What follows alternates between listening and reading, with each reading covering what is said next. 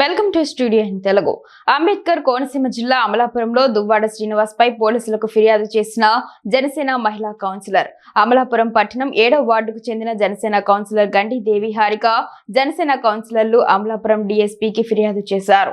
జనసేన అధినేత పవన్ కళ్యాణ్ పై అనుచిత వ్యాఖ్యలు చేసిన వైసీపీ ఎమ్మెల్సీ దువ్వాడ శ్రీనివాస్ పై చర్యలు తీసుకోవాలంటూ పోలీసులకు జనసేన నేతలు ఫిర్యాదు చేశారు. అసెంబ్లీ సమావేశాల మొదటి రోజున పవన్ కళ్యాణ్ చంద్రబాబు దగ్గర నుంచి నెల 50 కోట్లు తీసుకుంటున్నారంటూ దువ్వాడ శ్రీనివాస్ చేసిన వ్యాఖ్యలపై జనసేన నేతలు కార్యకర్తలు మండిపడ్డారు. జనసేన కార్యకర్తలు మనోభావాలు దెబ్బతీసే విధంగా మాట్లాడిన ఎమ్మెల్సీ దువ్వాడ శ్రీనివాస్ పై చర్యలు తీసుకోవాలంటూ అమలాపురం డీఎస్పీ ప్రసాద్ కు అమలాపురం పట్టణ జనసేన కౌన్సిలర్లు ఫిర్యాదు చేశారు.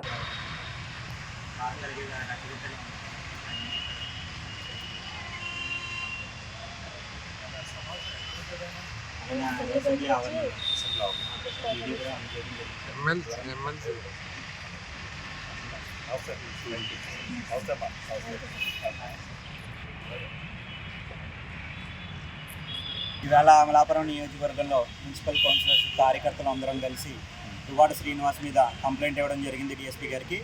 ఈ నెల 24వ తారీఖున జరిగినటువంటి అసెంబ్లీ ప్రారంభ సమావేశాల్లో తదుపరి ఆయన పవన్ కళ్యాణ్ గారి మీద జన సైనికుల మీద చాలా దుర్భాషలు ఆడారు.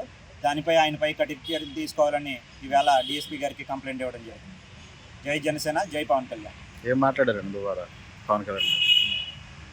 దువ్వాడ శ్రీనివాస్ గారు పవన్ కళ్యాణ్ గారిపై ఆరోపణలు కురిపించారు. 50 కోట్లు నెరసరి చంద్రబాబు నాయుడు గారి దగ్గర నుంచి తీసుకుంటున్నట్టు జన సైనికులను సైకోలుగా అభివర్ణిస్తూ మాట్లాడటం చాలా బాధాకరం.